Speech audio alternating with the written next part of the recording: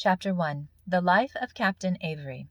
He was the son of John Avery, a viticular near Plymouth in Devonshire, who in a few years was grown as opulent in his purse as in his body, by scoring 2 for 1, and when he had so done, drinking the most of the liquor himself, by which means, and having a handsome wife, who knew her business as well as if she had been brought up to it from a child, which indeed she mostly was, her mother keeping the house before she married Mr. Avery, they soon became very rich and very able to give credit to a whole ship's crew upon their tickets, which in those days were sold for less than half their value. Having but one child, afterwards the captain, they at first resolved to bring him up a scholar, that he might advance the dignity of the family. But instead of learning in his book, he was taught by such companions that he could soon swear to every point of his compass, which was a very diverting scene for the boatswain and his crew, who were then drinking in the kitchen, having just received 10 pounds apiece short allowance money on board the Revenge, every farthing of which they spent before leaving the house. But as soon as their money was spent, they were all like to have been imprisoned by their landlady for a riot, as she called it, so they were soon glad to sheer off, and he thought himself happiest that could get first aboard. Indeed, it would have been happy for them if they had, for the ship was unmoored and gone to sea, which put the boatswain and his crew swearing in earnest, and not knowing what to do. They resolved to return to their landlady, Mrs. Avery, at the sign of the Defiance, but she shut them out of doors, calling them a parcel of beggarly rascals, and swearing that if they would not go from the door she would send for the constable. And notwithstanding all the entreaties and tears of her only son, who was then about 6 years of age, she could not be prevailed upon to let them in, so they were obliged to stroll about the street all night. In the morning, spying the ship at anchor being driven back by contrary winds, they resolved to make the best of their way aboard. But on the way, whom should they meet but young Avery, who had no sooner seen them but he cried after them, "Zounds," says the boatswain, "let's take the young dog aboard, and his mother shall soon be glad to adjust the reckoning more to our satisfaction before she shall have her son." This was agreed upon by all hands, and the boy, who was willing as any of them. So stepping into the boat, in about an hour's time they reached the ship, which they had no sooner boarded but they were brought before the captain, who, being in want of hands, contented himself with bidding them all go to their business, for the wind turned about, and there was occasion for all hands to be at work to carry out the ship. All this while young Avery was at the heels of the boatswain, and was observed to swear 2 oaths to one of the boatswains, which being soon observed by the captain, he inquired who brought that young rascal aboard. To which the boatswain replied that he did, that the boy's mother was his landlady on shore, and that he had taken him up in jest, but was afraid that they would now have to keep him in earnest. When the hurry was a little over, the captain commanded the boy to be brought to him in his cabin.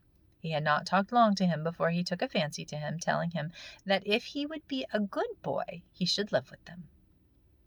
He, being a mighty lover of children, would often divert himself by talking to the boy, till at length he took such a fancy to him that he ordered him a little hammock in his own cabin, and none were so great as the captain and his boy Avery, which had like to have proved very fatal to him, for Avery one night, observing the captain to be very drunk with some passengers that were on board, got a lighted match, and had like to have blown up the ship, had not the gunner happened accidentally to follow him into the storeroom.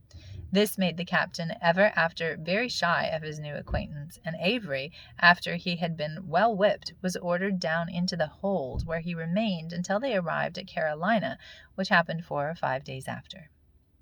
The boy was given to a merchant who, taking a fancy to him, put him to school, but he made so little progress in learning and committed so many unlucky tricks that the merchant in about 3 years shipped him off to his friends at Plymouth on board the Nonsuch, where he was no sooner arrived but his mother was overjoyed with the sight of her son, his father being dead about a month before his arrival. And indeed it was thought the loss of their son broke his heart, for it was observed the father never held up his head after, the neighbors often reflecting upon him for his ill usage of the seaman who had spent so much money at his house, saying he could never expect that all his ill-gotten riches could prosper him, which so happened, as you shall hear presently. for his mother dying soon after, the boy was left under the guardianship of one Mr. Lightfoot, a merchant who, having great losses at sea, became a bankrupt, and so young Avery was left to look out after him. There he continued for many years in pilfering and stealing, till the country was too hot for him, when he betook him to sea again, where in time he became as famous for robbing as Cromwell for rebellion. He entered himself on board the Duke, Captain Gibson, commander, being one of the 2 ships of 24 guns and 100 men which were fitted out by the merchants of Bristol for the service of Spain, which they had no sooner done, but they were ordered by their agents at Bristol to sail for the Guyenne to receive their orders. On board one of which ships Avery, being at this time above 20 years old, entered himself, where he had not been long before he observed the captain was much addicted to drunkenness. He endeavored to spirit up not only his own ship's crew, but having also given the word to part of the other ship's crew, the conspirators gave the signal, at which the Duchess, as the other ship was named, put off her longboat, which the conspirators, hailing, were answered by the men in the boat, "Is your drunken boatswain on board?" This being the word agreed upon, Avery answered, "All is safe," upon which 20 lusty fellows came aboard and joined them, which they had no sooner done but they secured the hatches and went to work, putting to sea without any disorder, although there were several ships in the bay, amongst whom was a frigate of 44 guns. The captain, by this time being awakened by the noise of the conspirators working the ship, rung the bell, inquiring what was the matter, to whom Avery and some of the crew replied, "Nothing. Are you mutinous in your cups? Can't you lie down, sleep, and be quiet?" "No," saith the captain, "I am sure something's the matter with the ship. Does she drive? What weather is it? Is it a storm?" Saith Avery, "Cannot you lie quiet while you are quiet? I tell you all's well. We are at sea in a fair wind and good weather." "At sea!" saith the captain, "that can't be." "Be not frightened," saith Avery, "and I'll tell you. You must note, I am now the captain of the ship. Nay, you must turn out, for this is my cabin, and I am bound for Madagascar to make my own fortune as well as my companions." The captain, being more terrified than ever, did not know what to say, which Avery perceived, bid him take heart. Saith he, "If you will join me and these brave fellows my companions, in time you may get some post under me. If not, step into the longboat and get about your business." This the captain was glad to hear, but yet began to expostulate with them upon the injustice of such doings. Saith Avery, "What do I care? Every man for himself. Come, captain, if you will go, get you gone. The longboat waits for you, and if there be any more cowards in the ship, you may all go together." Which words so affrighted the whole crew that there was not above 9 or 10 of them that durst venture, who made the best of their way to the shore as fast as they could, and thought they were well off. The captain was no sooner gone but they called a council, which agreed to own Avery as their captain, which he accepted of with all humility imaginable, seeming to excuse himself on account of his inexperience at sea. But he did it so artfully that it more confirmed them in the good opinion of their choice. "Gentlemen," he said, "what we have done we must live or die by. Let us all be hearty and of one mind, and I don't question but we shall make our fortunes in a little time. I propose that we sail first to Madagascar, where we may settle a correspondence in order to secure our retreats whenever we think fit to lie by." To which they all agreed. Nemini contradicente. "But hold," saith Avery, "it is necessary that we make some order among us for the better governing of the ship's crew," which were in a few days drawn up by a clerk of the ship, and Avery promising them vast things, they all came into them at last, although some things went very much against the grain of many of them. It took up all their spare time till they arrived at Madagascar, where they saw a ship lying at the northeast part of the island, with which the men had run away from New England, and seeing Avery, they supposed that he had been sent after them to take them. But Avery soon undeceived them, and promised them protection. Therefore they resolved to sail together.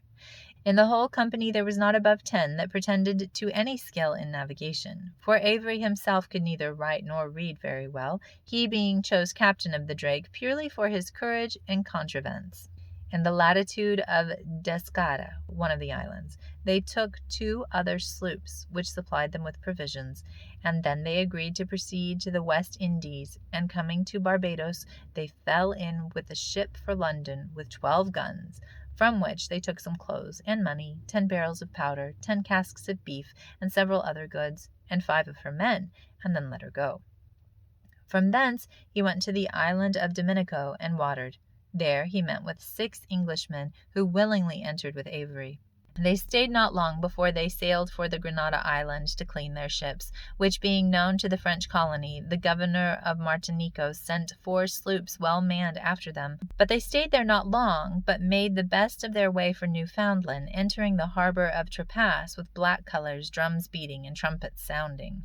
It is impossible to relate the havoc they made there, burning all before them. When they left Newfoundland, they sailed for the West Indies, and from thence to the island Descara, it being judged the most convenient place at that time of year to meet with a rich booty. From hence they steered toward the Arabian coast, near the river Indus, where spying a sail they gave chase.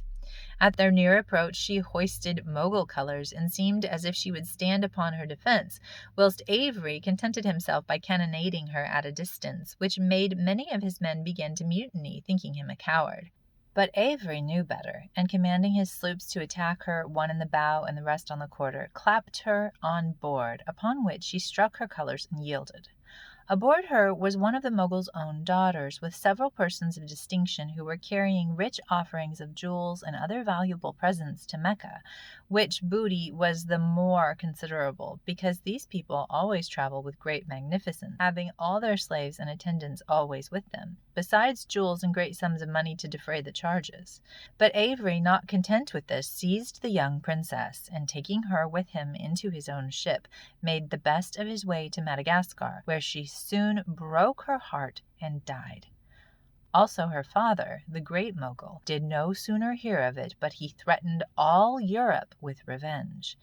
And when he knew they were Englishmen who had captured his daughter and robbed him, he threatened to send a mighty army, with fire and sword, to extirpate all the English from their settlements on the Indian coasts, which gave no small uneasiness to the Indian Company at London when they heard of it.